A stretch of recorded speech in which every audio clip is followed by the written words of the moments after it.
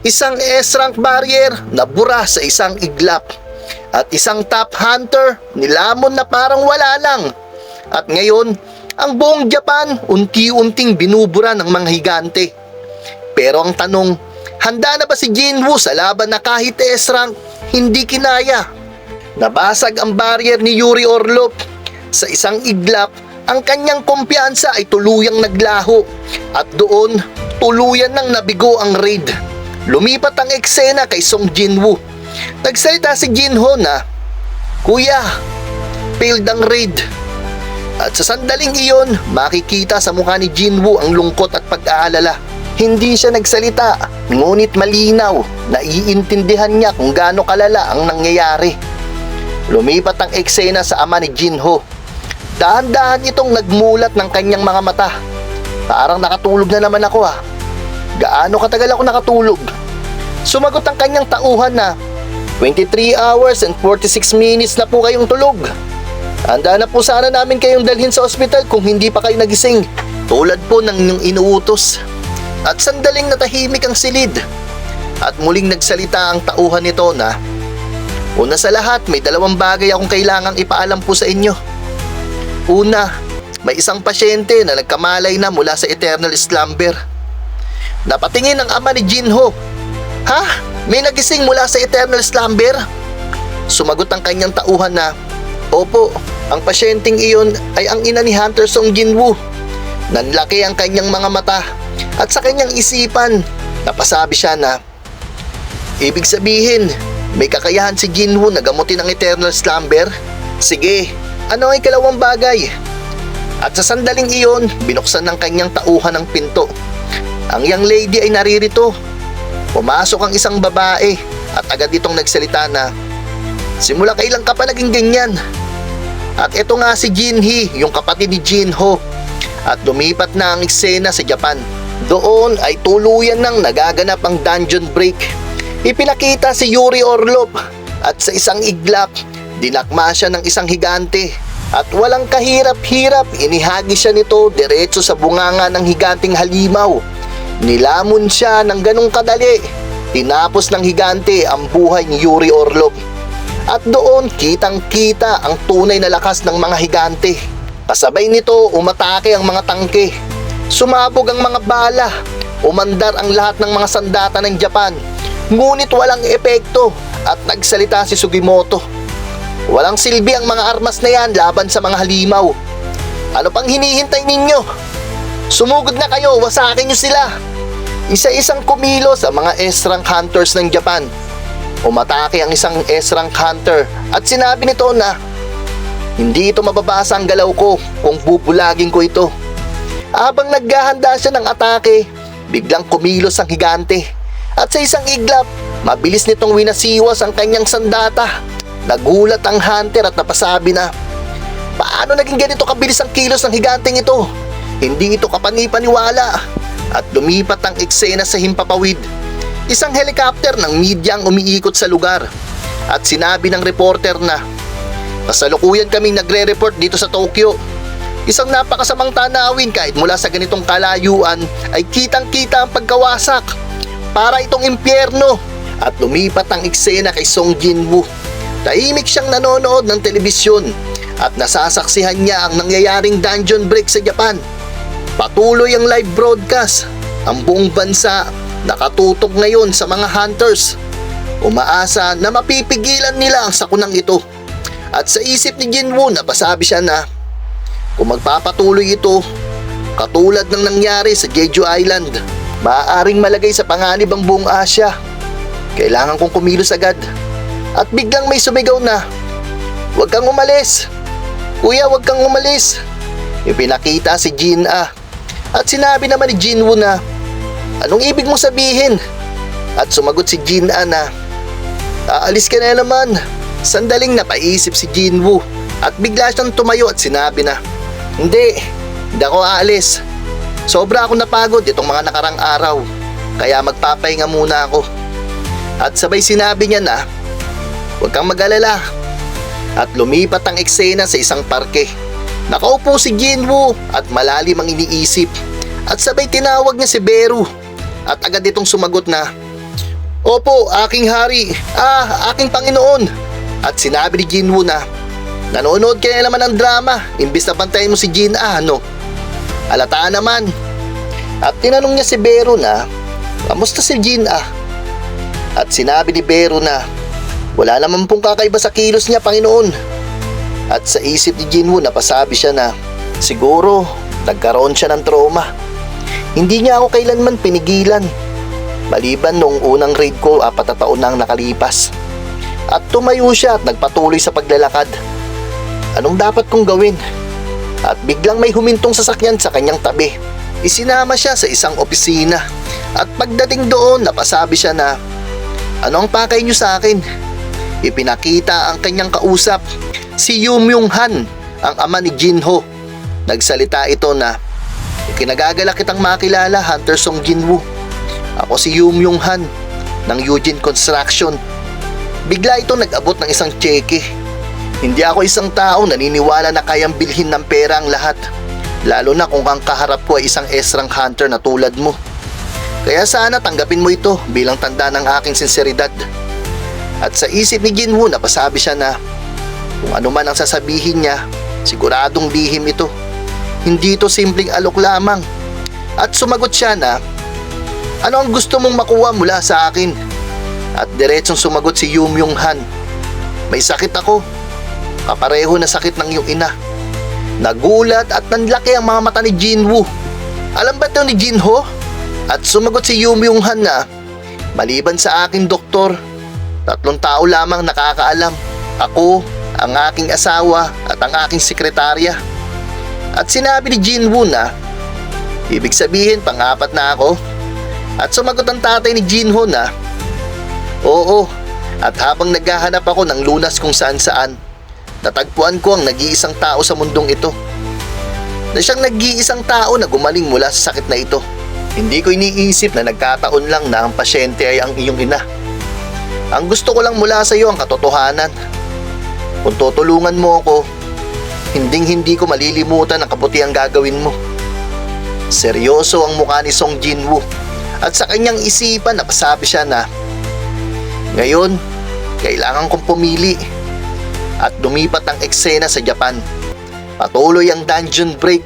At tuloy-tuloy rin ang live broadcast sa telebisyon. Nagsalita ang media na, napakasama ng sitwasyon, sinisira nilang mga gusali, binubunot ang mga puno, para bang gusto nilang burahin ang lahat ng bakas ng sangkatauhan. At higit sa lahat, nilalamon nila ang mga tao. Sa bawat eksena, makikita ang ganap na pagkawasak. At malinaw, wala nang kontrol ang sitwasyon. Kung nasa mataas tayong lugar na hindi nila maabot, ligtas tayo. Basta hindi tayo ang unang umaatake. Nakumpirma na yan matapos ang ilang obserbasyon, kaya malamang totoo. Pero yung pinakamalaki sa kanila, isa sa mga higante, habang ang iba ay nagkalat na sa paligid, siya lang nananatili at nagbabantay sa gate. Parang may hinihintay siya, o kaya pinoprotektahan niya ang gate. Walang nakakaalam kung alin doon ang totoo. Pero para sa akin, parang hindi siya buhay. Oo, humihinga siya, gumagalaw siya, pero para siyang makina. Kumikilos base sa kung paano siya nakaprogram. Makina, kung makina nga iyon, sa 31 higante na lumabas mula sa gate, 2 pa lang ang napapatay natin. Gaano na ba katagal mula nang mangyari ang dungeon break? At sumagot ang isa na, 2 araw na. Iniisip ko lang kung kaya pa kaya natin pigilan sila bago tuluyang mawasak ang lahat. At lumipat ang eksena kay Song Jinwoo. Nagulat si Jinho. Ano? Pupunta ka sa Japan? At sumagot si Jinwoo na, nakita mo naman sa balita, ibang level na ito kumpara sa Jeju Island. At sumagot si Jinho na, wala pang ganito kalaking halimaw na lumitaw noon, kuya. At sumagot naman si Jinwoo na, kapag nagtagumpay ako, lalong kakalat sa buong mundo ang pangalan ng Ajin Guild. Napahinto si Jinho at napasabi na, pero kuya, at sa isip naman ni Jinwoo, ibig sabihin kahit si Jinho na laging may tiwala sa akin, nag-aalala na rin. Pero tama siya, ang insidenteng ito hindi biro. At biglang nagsalita si Jinho na, sige kuya, sasama ako sa iyo. At nagulat si Jinwoo. Ha? At sinabi ni Jinho na yung Red Gate incident sa Jeju Island at yung recent na double dungeon, alam mo ba kung anong pare-pareho sa lahat ng balitang yon? At sumagot si Jinwoo na hindi. At ipinakita ni Jinho ang mga dyaryo, naging koleksyon niya. At habang may halong lungkot, nagsalita siya na wala ako sa kahit isa doon, kuya. Ang tangi may pagmamalaki ko lang sa harap ng iba ay palagi akong nasa tabi mo. Medyo nakakahiyaman sabihin, pero ikaw ang pinagmamalaki ko. Ikaw ang pride ko, kuya. Hindi ko alam kung ganyan ba dapat magsalita ang anak ng isang mayamang pamilya. Pero gusto ko rin mapunta kung nasaan ka, kuya. Kuya, isama mo ko. At sumagot si Jinwoo na hindi ba kanina lang pinipigilan mo akong umalis? Tanda mo naman siguro kung anong sinabi ko at kung saan ko balak pumunta. Tama, di ba? At sumagot si Jinho na nagtitiwala ako sa iyo, kuya. Kaya kung ligtas ka, ligtas din ako. Sandaling natahimik si Jinwoo. Napayuko siya at saka nagsalita na nagbibiro lang ako. Bakit naman ako pupunta sa Japan sa ganitong sitwasyon? Umuwi ka na muna. Good work ngayong araw. At napasabi na lang si Jinho na kuya. Habang naglalakad si Jinwoo pa uwi, napasabi siya sa kanyang isipan na kahit hindi ko nagamit ang mga shadow soldiers ko, halos kapantay ko ang lakas ng architect. Kahit lampas na ako sa level 100. Ibig sabihin, marami pang mas malakas kaysa sa akin. Napakalawak ng mundong ito at sigurado akong marami pang mas malakas kaysa sa akin. Hindi ko pwedeng isipin na ako lang ang makakaresolba nito. Hindi naman ako isang bayani. At sa sandaling iyon, dumating na si Jinwoo sa kanilang tahanan. Nandito na po ako. At sumagot ang kanyang ina na uy, nandiyan ka na anak. Mag-dinner ka na. At habang kumakain ay napaisip si Jinwoo. Kailangan kong pumili.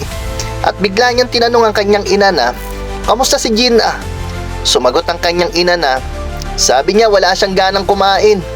At lumipat ang eksena. Isang flashback. Pinuntahan ni Jinwoo ang ama ni Jinho. Pasensya na po. At sabay ibinalik niya ang tseke.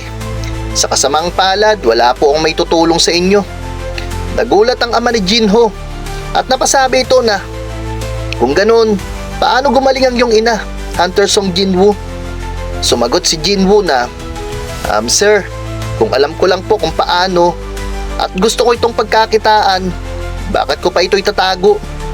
Napatahimik ang ama ni Jinho. Tama ka. At nagpaalam na si Jinwoo. Lumipat ang eksena sa elevator. Habang pababa, napaisip siya na ama pa rin siya ni Jinho. Pero hindi ko siya kilala. Hindi ko alam kung anong klaseng tao siya.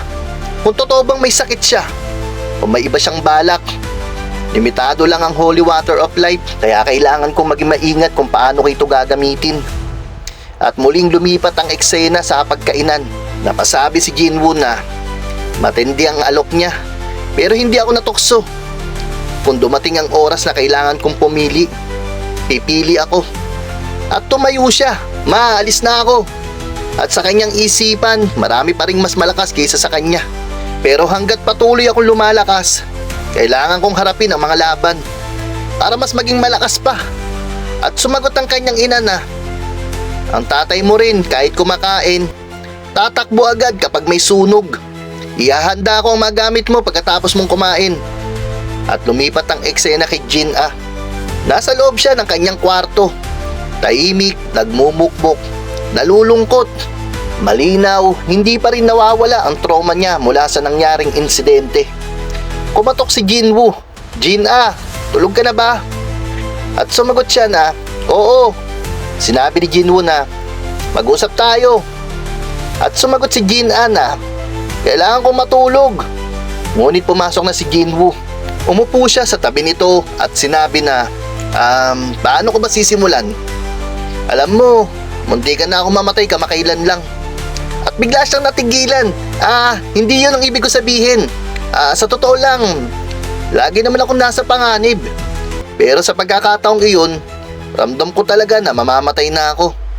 Delikado talaga. Pero nakakabalik pa rin ako. At sa tuwing nakakauwi ako ng buhay, lagi ako nagpapasalamat. Babalik ako ng buhay at dahan-dahang hinawakan ni Jinwoo sa ulo ang kanyang kapatid. Salamat sa hindi mo ako pinipigilan sa tuwing umaalis ako. Napaiyak si Jin-ah. Pupunta ka pa rin, di ba? At sumagot si Jinwoo na, oo, babalik ako, huwag kang mag-alala. Poprotektahan kita kahit malayo ako. At lumipat ang eksena kay Chairman Go Gun-hee. Isang press conference ang naganap at pinakyat sa entablado si Song Jinwoo. At dito nga inanunsyo ang pagtulong ni Jinwoo sa nagaganap na dungeon break sa Japan. Lumipat ang eksena sa airport. Ipinakita si Jinho, bitbit ang maraming bagahe. Nandoon ang kanilang mga sandata, armor, at mga kagamitan na kanilang kailangan. Pinagkaguluhan sila ng mga reporters at ng mga taong naroroon. At sa balita, ang Ajin Guild ay papunta sa Japan upang tumulong sa kasalukuyang krisis. At lumipat ang eksena sa Japan. Nagkakagulo ang paligid. Inililikas ng mga sundalo ang mga sibilyan. Nagsalita ang isang sundalo. Wala kami sapat na espasyo para may sakay ang lahat ng mga pasyente. 3 o 4 lang ang kaya naming isama. At sumagot ang isang matanda. Nagbibiro ba kayo? Mahigit 10 pasyente ang hindi makagalaw dito. Sumagot ang sundalo na, wala kaming oras para alalahanin ang mga maaaring mamatay sa anumang oras. Papunta na rito ang mga higante. Kapag nanatili kayo, mamamatay kayo. At sumagot ang matanda na, hindi ko kayang iwanan ang mga pasyente. Nangako kami ng asawa ko na poprotektahan namin sila hanggang sa huli. At sa sandaling ito natahimik ang sundalo. At sinabi nito na, at kung ganon, mananatili rin ako. Hindi ako pwedeng tumakbo lang habang may mga sibilyan na nananatili. Magtago muna tayo sa loob. Ngunit sa isang iglap, biglang may sumilip na isang higante. At sa isang hakbang, natuntun sila nito. Sumigaw ang mga sundalo, isang higante! Putukan! Sunod-sunod ang bala. Ngunit sinalo lamang iyon ng higanteng halimaw. Agad pinotektahan ng mga sundalo ang mga sibilyan. Wag! Sa sandaling aatake na ang higante, biglang may lumitaw. Isang napakalaking anino. Isang shadow soldier ni Jinwoo. At sa isang iglap, umatake ito at pinalipad ang higante. Nagulat ang lahat. Mga sundalo, mga sibilyan. Ano yun? At sa likuran nila, lumitaw si Jinwoo. At sinabi niya na, masyado na itong mapanganib. Mas mabuting umalis na tayo rito. Masyado nang malapit ang lugar na ito sa ospital. Ngunit sa isang iglap, biglang gumuho ang isang gusali sa kanilang paligid. Diretso itong babagsak sa mga sibilyan. Mabilis na kumilos si Jinho. Dali-dali niyang pinrotektahan ang mga tao. Ako nang bahala rito. Tutulungan ko silang makalikas. At sumagot si Jinwoo na, sige. At unti-unting inilabas si Jinwoo ang kanyang sandata. Habang sa kabilang banda, patuloy ang pag-atake ng kanyang shadow soldiers na si Jima. At kasabay nito, kumilos na rin si Jinwoo. Sa bawat galaw niya, isa-isang bumabagsak ang mga higante. Isang atake, isang halimaw ang natutumba. Walang pag-aalinlangan, walang kahirap-hirap. At lumipat ang eksena sa US East, Maryland. Balita, nakarating na sa Japan si Song Jinwoo. Samantala, may mga hunter na nag-uusap sa isang kainan. Sinabi ng isa na, sa narinig ko, si Lady Selner hindi niya nagawang mailabas kahit isang antas ng tunay niyang kapangyarihan. Hindi siya magiging sapat para mabuhay sa laban na iyon. Lahat tayo na-upgrade ng lakas ni Lady Selner. Dapat alam niya may hangganan ng kakayahan ng isang ordinaryong hunter. At sumagot ang isa na, pero reawakened naman siya, di ba? At sumagot ang isa pa na, masyado lang siyang nadadala sa sarili niyang lakas. Iniisip ba talaga niya na ang mga langgam ay kapareho ng mga higante ngayon? Ang mga hunter na sobrang tiwala sa sarili ay siguradong mamamatay. At nagsalita ang isang hunter na, tataya ako ng yacht ko, mamamatay siya sa loob ng isang araw. At sumagot ang isa na, ako naman tataya ako ng bahay ko, 2 araw lang patay na siya. At nagsalita ang isa pa na, sige, kung ganon, ako naman. At biglang may sumingit.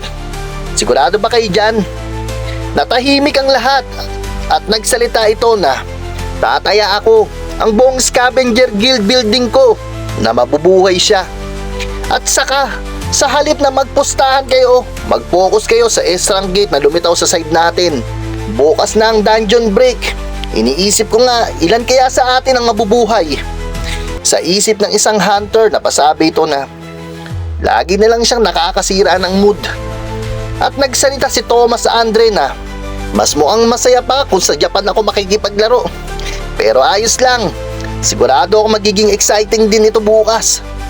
Habang patuloy na winawasak ng mga higante ang buong Japan, sa kabilang panig ng mundo, may mga S-rank hunters na minamaliit si Jinwoo. 2 araw lang patay na siya. Hindi niya kakayanin ang mga higante. Isa lang siyang hunter na nagmamalaki. Ngunit may isang tao na iba ang paniniwala. Si Thomas Andre. Tataya ako na mabubuhay siya. Pero ang tanong, sino ba ang tama? At kung kahit ang mundo ay nagsimula ng mawalan ng pag-asa, kaya ba ni Jinwoo patunayan na mali silang lahat? O ito na ang laban na hindi niya kayang lampasan? Abangan sa susunod na episode ng Solo Leveling Season 3 Manhwa Review dito lang sa Anime Kwento Hub, kung saan ang paborito mong anime ay kinukwento ng malinaw sa Tagalog.